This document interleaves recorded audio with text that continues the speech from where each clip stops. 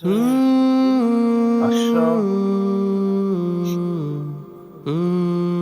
ওই কাকা বিল দিছিল? বেশি কত? কত দিছে? 1000। আচ্ছা।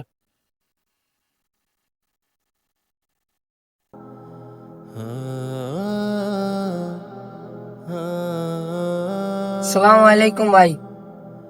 ওয়ালাইকুম আসসালাম। ভাই ঘরে বানানো দই দোকানের জন্য রাখবেন কিনা? ভালো হইব নি? ও ভাই দেখেন ভাই ভালো হইব ভাই। দাম কত? ভাই আমরা চাইলে 250 টাকা করে বিক্রি করতে পারবেন আর আমার 200 টাকা দিতে পারবেন। আচ্ছা ভাই, তুমি তাহলে এটা রাখা যাও, আমি তোমার পরে বিক্রি করে টাকাটা দিব। আচ্ছা ভাই টাকাটা তো পরে দিবেন, তাহলে আমার 1 কেজি চাল দেন। চালের টাকাটা এখান থেকে কাটে রেখে দিন। আচ্ছা, এর 1 কেজি চাল দিস তো। আচ্ছা ভাই দিতাছি। ভাই চাল কি বস্তাতে দিব না আপনাদের রাখছিলেন হানতে দিব? আমি যেদিকে মাপে রাখছি সেদিক থেকে দে।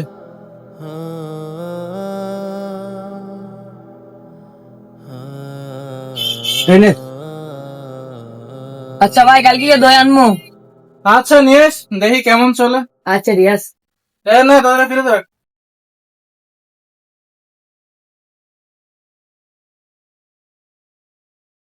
ভাই গতকালকে যে দই দিয়ে গেছিলাম, দই কি বিক্রি হয়েছে? বেচছি, কিন্তু কেউ নিতে চায় না, এক হিসাবে জোর করে দিছি। আচ্ছা তো কালকে টাকাটা রাখ। তোর আজকে কি আনছস? ও ভাই আনছু। আচ্ছা দে, এগুলা ফিরে যাস তো। ভাই টাকাটা তো পরে দিবেন, তাহলে আজকে আমাকে 1 কেজি চাল দেন। আচ্ছা, ওরা আজকে 1 কেজি চাল দিস তো। ভাই দুধি তো ভালোই চলতেছে, আর দুধের মানও তো ভালো, চাইলে তো আর একটু বাড়িয়ে নিতে পারেন। এখন থেকে তো বেশি করে নিলে আর কলিজা বড় হয়ে যাইব, যেমন আছে এমনি থাক। আচ্ছা ভাই, কিন্তু এই গরিব ফোলার লগে যে এমন করলেন, এটা কি ঠিক হইলো? তুই আমার ব্যবসা শিখাস, কাজ কর। আইস আমার ব্যবসা শিখে।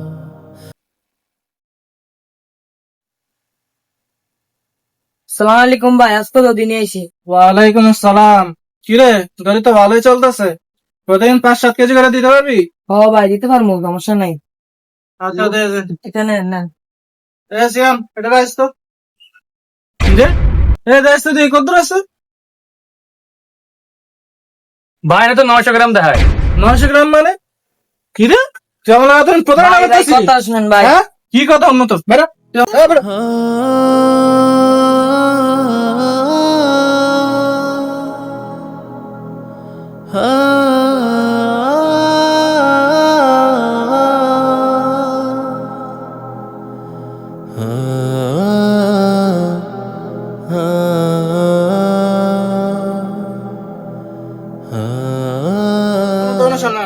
ভাই আপনাকে কি আমরা ঠিক করলেন এই ছোট ফোলার?